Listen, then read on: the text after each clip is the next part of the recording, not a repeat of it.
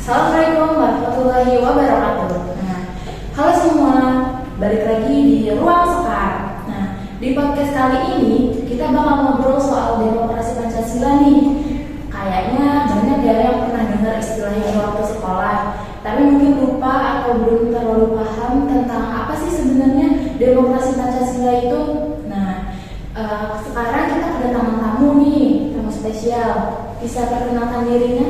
Halo semua, perkenalkan nama saya Andrea Septiani, mahasiswi dari Jakarta Global University jurusan Teknik Informatika.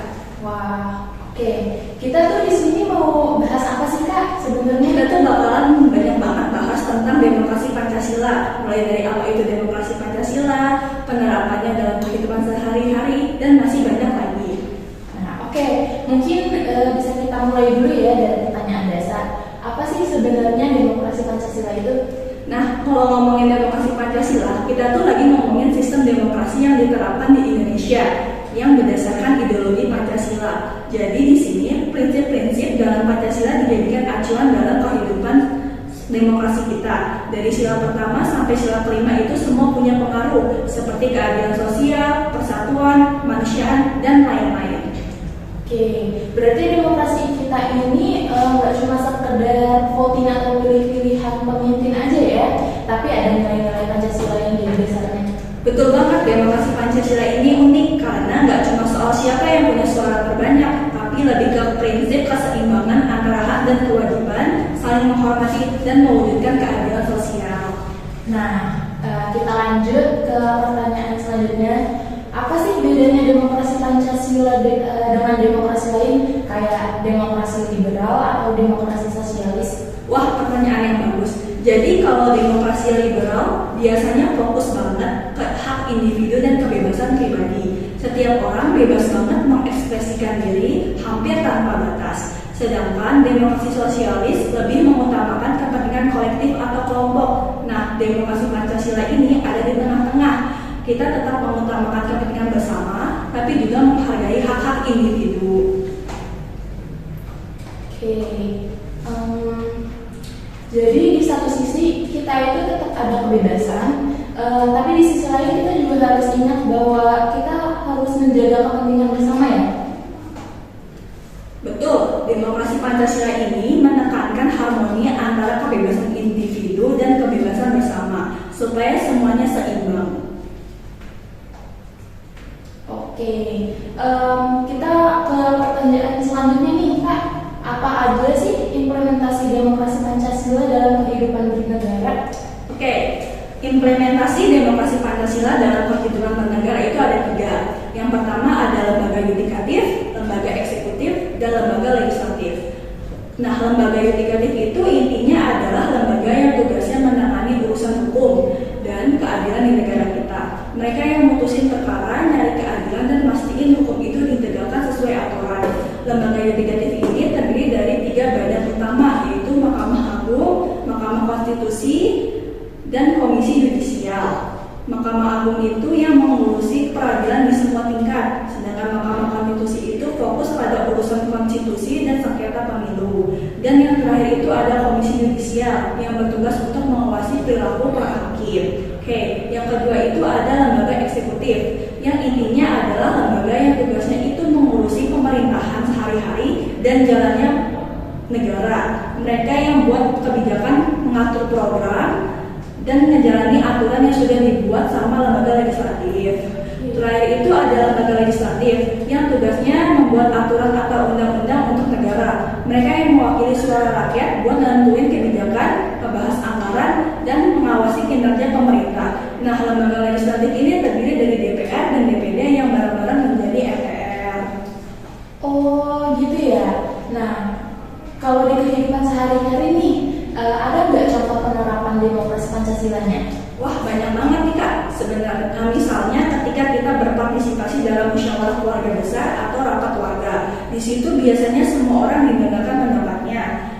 Nggak ada yang menang-menang sendiri. Terus kalau di sekolah, siswa diminta berdiskusi atau voting untuk memilih ketua kelas misalnya. Oh iya, jadi walaupun kita voting, tetap ada nilai musyawarah yang harus diutamakan kan ya? Nah, benar banget, kita nggak langsung ambil keputusan dari dari suara terbanyak aja, tapi juga mempertimbangkan apakah keputusan itu baik dan adil untuk semua orang. Oke. Pertanyaan selanjutnya nih Kak, mungkin agak berat ya. Apa sih tantangan-tantangan yang dihadapi dalam menjalankan demokrasi Pancasila di Indonesia saat ini?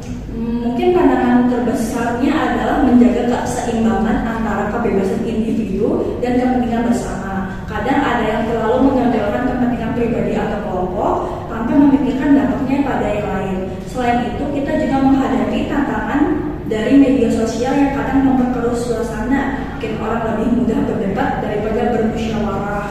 Wah, berarti sekarang nih kadang masyarakat kita terlalu fokus ke hak ya, tapi lupa soal kewajiban dan tanggung jawab. Nah, tepat sekali, demokrasi itu kan bukan hanya soal hak ya, tapi juga kewajiban. Demokrasi Pancasila justru mengajak kita buat selalu berpikir tentang keseimbangan itu. Kalau menurut kamu nih, gimana sih cara kita sebagai warga negara buat menjaga demokrasi Pancasila ini? Sederhana aja, mulai dari diri sendiri dulu. Misalnya kita berusaha buat mendengarkan pendapat orang lain, gak asal kritik tanpa solusi, dan aktif berpartisipasi dalam kegiatan sosial. Dan satu lagi yang penting, jangan mudah terpancing informasi yang belum tentu benar. Baca teliti dulu, baru deh ambil kesimpulan. Oke, benar juga ya.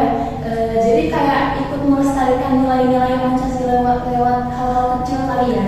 Ya, dari hal kecil aja dulu. Kalau semua orang menerapkannya kan lama-lama dampaknya besar untuk masyarakat kita. Oke, nah kalau ada satu nilai dalam demokrasi Pancasila nih yang menurut kamu paling cocok diterapin di dunia kerja atau pertemanan, apa yang bakal kamu pilih? Kalau menurut aku sih, mungkin gotong royong ya. Soalnya di dalam dunia kerja atau pertemanan, prinsip gotong royong ini benar-benar membantu kita buat bikin suasana lebih solid dan kompak. Artinya kita saling bantu dan nggak cuma mikir untung sendiri. Contohnya nih ya, di dunia kerja, kalau ada proyek, kita nggak boleh egois dan harus saling membantu dan berbagi tugas. Dan di pertemanan kita bisa membantu kalau ada teman yang lagi butuh support. Jadi prinsip gotong royong ini bikin suasana lebih positif dan seru. Karena kita bareng-bareng untuk hasil yang baik untuk kita semua. Nah, mungkin ini pertanyaan terakhir nih Kak. Apa aja sih inovasi dan pengembangan demokrasi Pancasila yang Kakak tahu? Menurutku, informasi dan pengembangan demokrasi Pancasila itu intinya gimana kita bisa terus update cara berdemokrasi, tapi tetap berlandaskan nilai Pancasila. Contohnya nih ya, sekarang itu ada transparansi lewat teknologi, misalnya e-voting dan sistem informasi untuk pemilu. Jadi prosesnya lebih terbuka dan efisien. Yang kedua itu ada partisipasi publik lewat media sosial, misal yang bikin suara rakyat makin gampang tersalurkan dan didengar. Selain itu ada pendidikan politik untuk generasi muda supaya mereka ngerti hak dan tanggung jawabnya dalam demokrasi. Jadi intinya demokrasi Pancasila harus terus dikembangkan biar makin relevan sama perkembangan zaman, tetapi tetap berpegang pada prinsip gotong royong, keadilan dan musyawarah. Wah, seru banget nih obrolan kita hari ini ya. Jadi banyak pencerahan soal demokrasi Pancasila nih. Terima kasih buat Kak Dira yang udah mau berbagi ilmu hari ini di podcast hari ini ya. Semoga ilmunya bermanfaat buat kita semua. Sama-sama nih Kak, senang banget bisa ngobrol bareng kalian semua. Semoga makin banyak yang tertarik mendalami demokrasi Pancasila ini. Nah, oke deh, sekian dulu episode kita kali ini. Jangan lupa